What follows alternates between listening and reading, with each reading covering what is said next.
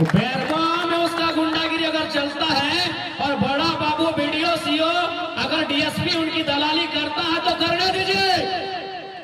अरे हमने के खाली आवेदन जगह में बेरमो से बाहर कहाँ होगा कोयला जी, एरोप्लेन में होगा। अब ये तो पांडे जी बताएंगे कि 450 हाईवा किसका है, ये तो पांडे जी बताएंगे कि डीवीसी में ठेकेदारी किसका चलता है। हम मैट्रिक फेल हैं और भाषण दे रहे हैं कि हम बीए पास कर गए हैं, तो उसका काम हम लोग नहीं करते हैं। और जहाँ तक सवाल है कि वो क्या क्या कर रहे हैं, कोयला, लोहा, बालू, नमस्कार दोस्तों, मैं चौहान सर। आज हम बात करने वाले हैं बेरमो का टाइगर कौन। आखिर बेरमो से इस बार चुनाव कौन जीतेगा और कौन हारेगा और किसका नाम खराब होने वाला है और किसका नाम शानदार होने वाला है, ये बेरमो विधानसभा तय करेगा। जैसा कि बेरमो विधानसभा में जो लड़ाई है त्रिकोणीय लड़ाई है।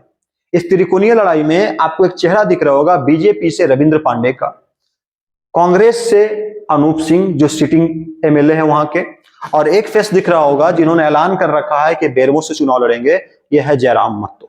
तो तीनों के बीच में जुबानी जंग जारी है। जैसा कि आपने हमारे प्रोमो वीडियो में देखा, एकदम मतलब आग लगी हुई है बेरमो में। ऐसी आग की जुबानी जंग कहीं भी घास फूस को आग लगा दे। बस उम्मीद यही करते हैं कि आपस में कोई कार्यकर्ता झगड़ा ना करे, क्योंकि भैया आप झगड़ा करोगे तो नेता को कोई फर्क नहीं पड़ेगा, आप जेल जाओगे, नेता आपको छुड़ाने तक नहीं आएगा। इसलिए लड़ाई झगड़ा नहीं करना है। जो चुनाव के नियम है, चुनाव के नियम से वोटिंग करना है और आपको अपना काम करना है, यह आपसे अपील है। साथ ही आज इनके पूरे जीवनी पे भी थोड़ी थोड़ी चर्चा कर लेंगे कि इनका क्या पोजीशन है, क्या आंकड़ा है, पूरे डिटेल से बताएंगे। मेरा भरपूर प्रयास रहेगा कि जो विश्लेषण हो सटीक हो और जो यहाँ पे मजबूत हो उसके पक्ष में मेरा विश्लेषण हो, ना कि मैं विश्लेषण किसी का चेहरा देख के करूं। तो सबसे पहले मैं बात कर लूं कि ये जो तीनों चेहरे हैं, तीनों चेहरे कोई सामान्य चेहरा नहीं है आज के डेट में।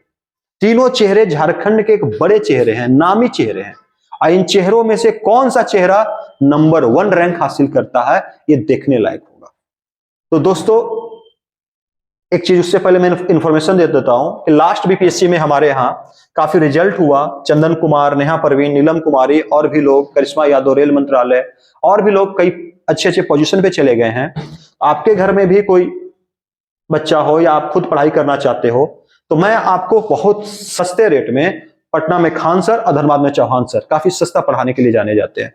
तो मैं जेपीएससी ऐसा पढ़ाऊंगा, यूपीएससी पढ़ाऊंगा और आपको बीपीएससी भी पढ़ाऊंगा, और तीनों कोर्स में नए बैच में आपको डालूंगा और ऑफर खतरनाक है। तो अगर आप करना चाहते हैं ज्वाइन कर लीजिए। अगर आप झारखंड परिप्रेक्ष्य के व्यक्ति हैं तो जेपीएससी ज्वाइन कीजिए। एक जेपीएससी कोर्स में ही आपका दरोगा का कोर्स, जेपीएससी कोर्स में ही सीजीएल का कोर्स, जेपीएससी कोर्स में ही अन्य एग्जाम सब आपके तैयार हो जाएंगे। और आप एक बार पढ़ने के बाद फॉर्म भरो, डिफरेंट टाइप के फॉर्म्स, और जो आपका एग्जाम निकल जाए उसमें आप चले जाओ, हमारा भी नाम बनेगा और आपका भी नाम बनेगा। तो हम आते हैं आज के अपने मुद्दे पे। आपको दिख रहा होगा स्क्रीन पे 3 चेहरे, और 3 चेहरों के बीच में मैंने यहाँ पे कैंची डाल के रखा है। तो जयराम महतो कमल को कैंची से उड़ाएंगे या हाथ काट लेंगे, अभी देखने वाली बात है, इसलिए इसको मैंने रखा है यहाँ पे। तो सबसे पहले मैं बात कर लूं तो रविंद्र पांडे की बात करूंगा। रविंद्र पांडे जो है बीजेपी का बहुत बड़ा फेस है। आप विश्वास नहीं करोगे अगर आपको जानकारी नहीं होगी, ये ऐसा व्यक्ति है जो 5 टर्म लोकसभा इलेक्शन जीते, 5 बार। हालांकि 5 बार में 13 साल सांसद रहे, लेकिन 5 बार जीत हासिल की। 5 बार जीत हासिल करने के बाद 2019 में इनको विश्राम दे दिया बीजेपी ने और बोला कि आप बैठिए, हमारा गठबंधन आजसू के साथ है, आजसू के चंद्रप्रकाश चौधरी गिरडिक से लड़ेंगे। तब से विश्राम में थे। विश्राम कहे या इनको बैठा दिया गया था या बीजेपी इनको भूल गई थी, आप जो कर सकते। अचानक 2024 के इलेक्शन में बीजेपी को इनका याद आया, बीजेपी को इनकी जरूरत महसूस हुई, तो बीजेपी ने इनको अपना टिकट दे दिया और ये भी एक्टिवेट हो गए। एक्टिवेट ऐसा हुए कि अब ये अपने छोटे भाई अनूप सिंह पे आरोप लगा रहे हैं कि अनूप सिंह ही है जो पूरे बेरमो में जितने इलीगल माइंस, कोयला के हो, लोहा के हो या बालू के हो, जो चल रहे हैं उनमें इनका हाथ है। सीधा आरोप लगाया, आपने वीडियो में देखा होगा। साथ ही में अगर बात करूं, इनके पास काफी धन है, 300-400 गाड़ियां चलती है, हॉस्पिटल चलते हैं। तो इनके पास इलेक्शन में खर्च करने के लिए बैक पॉकेट बहुत मजबूत है। तो बीजेपी के कैंडिडेट भी है और स्ट्रॉन्ग स्थिति है, मजबूत है। आज के लोकतंत्र में बहुत मायने नहीं रखता कि आप कितने अच्छे छवि वालों को चुन रहे हैं, ये भी मायने रखता है कि आप पैसे वालों को चुन रहे हैं। क्योंकि जब पॉकेट में पैसे डाल दिए जाते हैं ना बैक फुट से, तो वहां पे वोट भी खरीद लिए जाते हैं। मैं नहीं बोलता है कि लोकतंत्र में वोट खरीदे जाते हैं, लेकिन पर्दे के पीछे खेल तो चलता है। अब मैं बात करूं जयमंगल सिंह की। कुमार जयमंगल सिंह राजेंद्र सिंह के पुत्र हैं। राजेंद्र सिंह यूनियन में काफी मजबूत स्थिति में रहे, झारखंड में मंत्री रहे, झारखंड में विधायक रहे, और 2019 का इलेक्शन वो जीते। जीतने के बाद 2020 में आकस्मिक रूप से उनका निधन हो जाता है, और उसके बाद अनूप सिंह फील्ड में आते हैं, चुनाव लड़ते हैं और वो चुनाव में जीत हासिल करते हैं। तब से लेकर अभी तक 24 तक ये सिटिंग कैंडिडेट हैं या सिटिंग विधायक हम बोल सकते हैं। और इनका भी जो मान सम्मान है बेरमो में काफी ज्यादा है, इनका जो कद है बेरमो में काफी बड़ा है।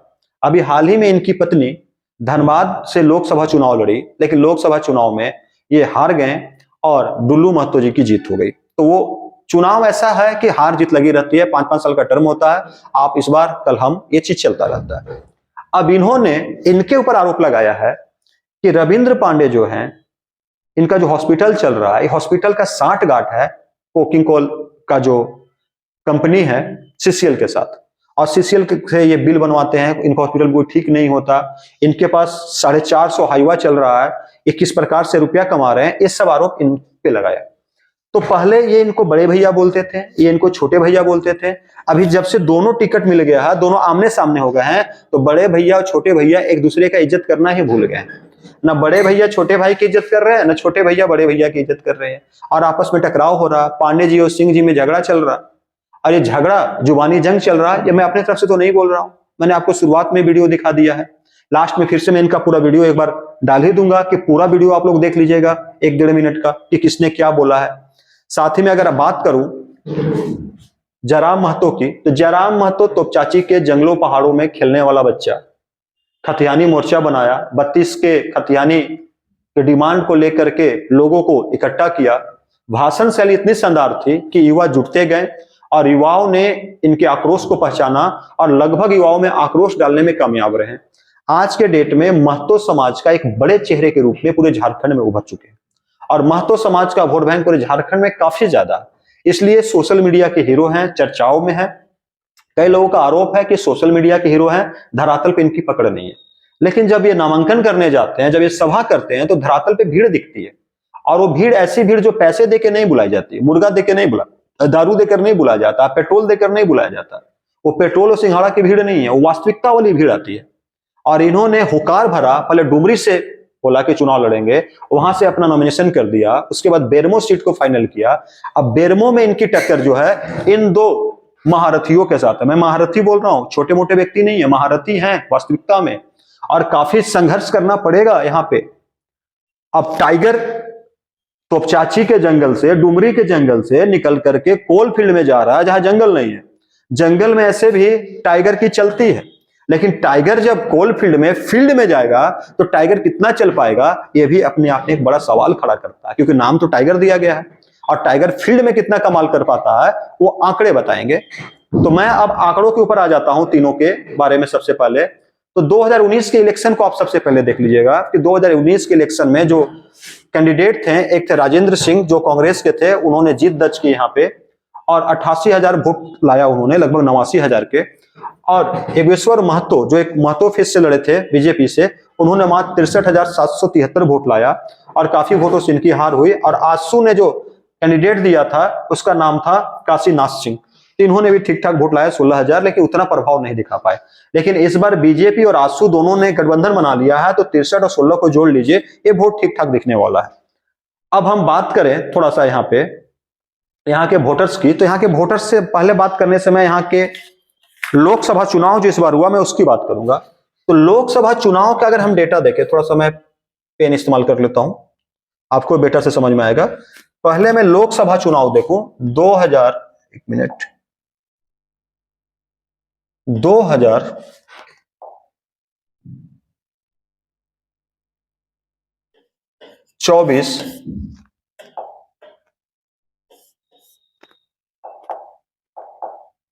2024 के इलेक्शन में एनडीए लड़ी, एनडीए यानी बीजेपी, जेएमएम कांग्रेस के साथ, और जयराम भी लड़े गिरिडीह से। तो बेरमो से किसको कितना वोट आया, तो एनडीए एक पे रही। यहाँ पे बेरमो में एनडीए एक पे रही और एनडीए ने कुल 84,000 से ज्यादा मत हासिल किया। 84,000 से ज्यादा मत हासिल किया, समझिएगा ग्राफ को। जेएमएम ने 59,000 से ज्यादा मत हासिल किया और जो जयराम महतो है उन्होंने 53,000 से ज्यादा मत हासिल किया। तो ये कांग्रेस को यहाँ पे टक्कर देते हुए दिखाई दिए हैं, जरूर कांग्रेस को उन्होंने यहाँ पे टक्कर दिया। लेकिन मैं आपको बता दूं, जो लोकसभा का मुद्दा होता है ना, लोकसभा का चुनाव होता है, उसमें कहीं ना कहीं बड़ा फैक्टर सेंटर होती है और सेंटर के चेहरे पे वोट दिया जाता। तो मैं इस डेटा को लेकर अभी नहीं चलूंगा, इस डेटा को मैं उतना तरजीह नहीं दूंगा कि यहाँ पे इस डेटा के अनुसार काम हो सकता है। मैं एग्जैक्ट डेटे पे बात करूंगा जो 2019 के समय था। मुस्लिमों का जो वोट बैंक था, यहाँ पे मुस्लिमों का वोट बैंक है 39,000। सिंह जी का वोट बैंक है लगभग 35,000 34,000 के आसपास रहा है और महतो का वोट बैंक 31,000 वोट बैंक है और ट्राइब्स का 27,000 के आसपास है। ये डेटा है 19 का। अब इसमें मान लो कि जो वोट बढ़ा होगा सबके अनुपात सबके बढ़े होंगे। इसी अनुपात पे अगर हम चर्चा कर ले तो Muslim vote bank, Singh vote bank, Mahato vote bank और ट्राइब्स वोट बैंक यानी आदिवासी वोट बैंक किसको ट्रांसफर हो सकते हैं, इस पे चर्चा करना है।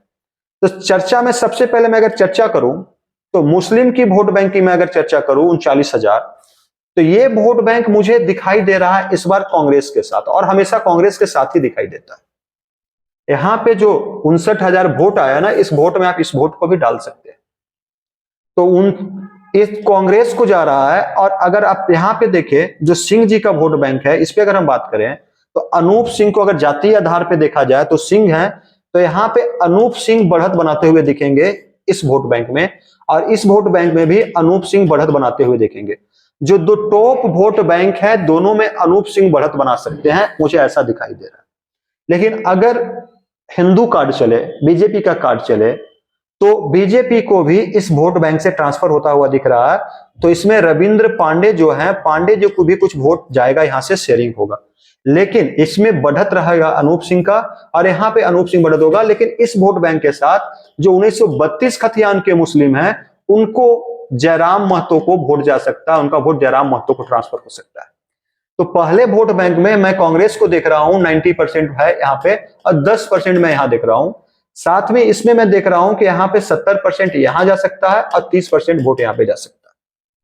रहा बात महतो का वोट बैंक, तो महतो का वोट बैंक अभी जयराम महतो के साथ जा रहा है। साथ ही महतो का एक बड़ा फेस है सुदेश महतो। सुदेश महतो का क्या जादू चलता है वो भी देखा जाएगा। तो यहाँ पे जयराम महतो के पास मैं देख रहा हूं कि 70% वोट जयराम महतो को ट्रांसफर होगा और इसका 30% वोट जा सकता है रविंद्र पांडे को। किस नाम पे? हिंदू के नाम पे, हिंदू वोट बैंक के नाम पे। तो यहाँ पे 70% देख रहे हैं। ट्राइब्स का जो वोट है, ट्राइब्स का वोट मुझे दिखाई दे रहा है कि ट्राइब्स का वोट कांग्रेस को जाएगा, क्योंकि कांग्रेस को इसलिए जाएगा कि कांग्रेस प्लस जेएमएम का गठबंधन है और ट्राइब्स वाले सिर्फ तीर धनुष को जानते हैं, शिबू सोरेन की बात करते हैं, गांव गांव में शिबू सोरेन की बात होती है। इसलिए ट्राइब्स का वोट बैंक हमेशा जेएमएम पार्टी के साथ रहता है। जेएमएम पार्टी और कांग्रेस का गठबंधन है, इसलिए हम कह सकते हैं कि ये वोट बैंक पे कांग्रेस का है। साथ ही अभी जो नए युवा आए हैं 5 साल के अंदर, जिनको जॉब नहीं मिला, जो काफी परेशान हैं, जो बाहरी लोग जॉब लेके जा रहे हैं, जो उनके बीच में बातें आ रही है पढ़े लिखे युवाओं के बीच में, तो इसमें से 5% वोट बैंक मुझे दिख रहा है वो ट्रांसफर हो सकता है जयराम महतो को, क्योंकि कई युवा जो है ये जयराम महतो के फेवर में आए हुए हैं। तो 5% इधर जा सकता है और इधर जा सकता है। कुल मिलाकर अब आप आकलन कर ले कि पहले में मैंने अनूप सिंह को रखा, पहले में अनूप को, और साथ में मैंने जयराम को कुछ परसेंटेज दिया। यहाँ पे सिंह में मैंने अनूप सिंह को ही रखा ज्यादातर और कुछ रविंद्र पांडे को रखा हिंदू वोट बैंक में। महतो में मैंने एक पे रखा जयराम को और फिर रखा मैंने हिंदू वोट बैंक के नाम पे बीजेपी को, ये रखा। तो यहां से मुझे अनूप सिंह की बढ़त दिखाई प्रतीत हो रही है। बाकी बात ये आंकड़े हैं, आंकड़े धरातल पे बदल भी जाते हैं। चुनाव में जो मेहनत करेगा वो आंकड़ों को अपने पक्ष में कर सकता है। साथ ही में एक बात कर लो यहाँ पे कि ये जो बेरमो विधानसभा है कोलियरी बेल्ट है। कोलियरी बेल्ट में ज्यादातर लोग बाहर के होते हैं जो ड्यूटी करते हैं, जो काम करते हैं। और यहाँ पे जो सेंटीमेंट भड़काया जा रहा है, जो सेंटीमेंट खड़ा किया जा रहा है बाहरी वर्सेज भीतरी की, तो जो बाहरी वर्सेज भीतरी की लड़ाई होगी उस सेंटीमेंट में भी अगर दो वोट बढ़ सकते हैं बाहरी का, तो एक बढ़ सकता है रविंद्र पांडे के फेवर में, एक बढ़ सकता है किसके फेवर में, तो अनूप सिंह के फेवर में, और तीसरा फायदा उसका उठा सकते हैं कौन, तो जयराम महतो। तो कुल मिलाकर मैंने समझा दिया है आंकड़ों का खेल, आंकड़ों को खेल पे अभी फिलहाल मुझे अनूप सिंह टॉप पे दिखाई दे रहे हैं। उसके बाद आप डिसाइड कर ले, बहुत सारे वोट है, साहू है, तेली है, बंगाली है, पंजाबी है, बहुत सारे वोट बैंक है जिन्हें कहा जाता है कि बीजेपी का वोट बैंक है। तो बीजेपी के वोट बैंक वो सारे वोट बैंक है जो रविंद्र पांडे को ट्रांसफर होंगे। तो कह सकते हैं कि मुकाबला किसी के लिए आसान नहीं है, यह मुकाबला अपने आप में रोचक है और जुबानी जंग देखने में आपको मिलेगा। तो मैंने अपना आकलन करके आपको बता दिया। अगर आप कमेंट बॉक्स में कुछ कमेंट करना चाहते हैं इसको लेकर के, तो मर्यादित कमेंट करें, क्योंकि आप सब ज्ञानी हैं और ज्ञानियों से मैं यही अपील करूंगा कि अच्छे कमेंट करें। किसी और विधानसभा का आपको चाहिए वो भी हम बनाएंगे, पहले भी आपने बोला है, हम लोग तैयारी कर रही है, हमारी टीम रेडी है नया चीज बनाने के लिए, हम जल्द देंगे। तब तक के लिए मैं चौहान सर आपसे यही आग्रह करता हूं कि चैनल को सब्सक्राइब कर ले, बहुत निवेदन है आपसे। धन्यवाद, नमस्कार, जय हिंद दोस्तों।